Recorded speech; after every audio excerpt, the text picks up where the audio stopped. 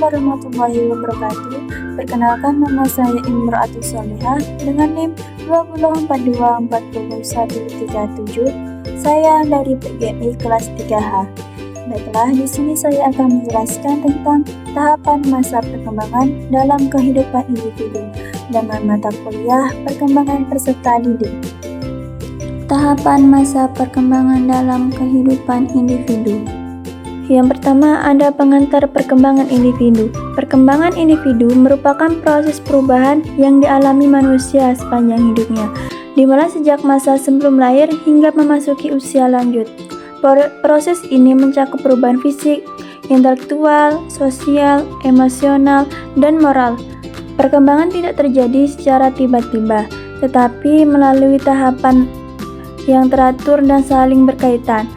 Setiap tahap memiliki karakteristik, kebutuhan, dan tantangannya masing-masing, sehingga pemahaman mengenai tahapan ini sangat penting untuk mendukung tumbuh kembang individu secara optimal. Kemudian yang pertama ada masa pranetal. Masa pranetal adalah tahap perkembangan sebelum kelahiran, dimulai dari pembuahan hingga bayi lahir. Pada masa ini, organ-organ tubuh mulai terbentuk, otak berkembang dengan cepat, dan janin mulai merespon suara serta rangsangan dari luar. Kondisi kesehatan, gizi, dan emosional ibu sangat memengaruhi perkembangan janin, sehingga masa ini memerlukan perhatian khusus. Kemudian yang kedua ada masa bayi, yaitu dari 0 sampai 2 tahun. Masa bayi ditandai dengan pertumbuhan fisik yang sangat cepat, serta perkembangan kemampuan motorik seperti duduk, merangkak, dan berjalan. Pada tahap ini, bayi mulai mengenali orang-orang terdekat, mengoceh hingga menyebut kata pertama. Ikatan antara bayi dan pengasuh sangat penting karena menjadi dasar rasa aman dan perkembangan emosionalnya. Selanjutnya yang nomor 3 ialah masa kanak-kanak awal, yaitu dari 2 sampai 6 tahun. Pada masa ini, anak sangat aktif, imajinatif, dan memiliki rasa ingin tahu yang sangat tinggi. Mereka mulai memahami bahasa dengan lebih baik, dapat bermain peran, dan belajar berbagai aturan sederhana. Perkembangan motorik semakin baik sehingga anak mampu melakukan berbagai aktivitas fisik dan kreatif. Kemudian yang keempat ialah masa kanak-kanak tengah, yaitu dari usia 6 sampai 12 tahun. Pada masa ini, identik dengan dunia sekolah, di mana kemampuan membaca, menulis, dan berhitung berkembang pesat. Anak mulai mampu berpikir lebih logis dan teratur. Hubungan dengan teman sebaya menjadi penting karena berpengaruh pada rasa percaya diri dan keterampilan sosial mereka. Kemudian ada masa remaja, yaitu mulai dari usia 12 tahun sampai usia 18 tahun. Pada masa remaja ini ditandai oleh perubahan fisik akibat pubertas, serta perkembangan emosi yang lebih kompleks.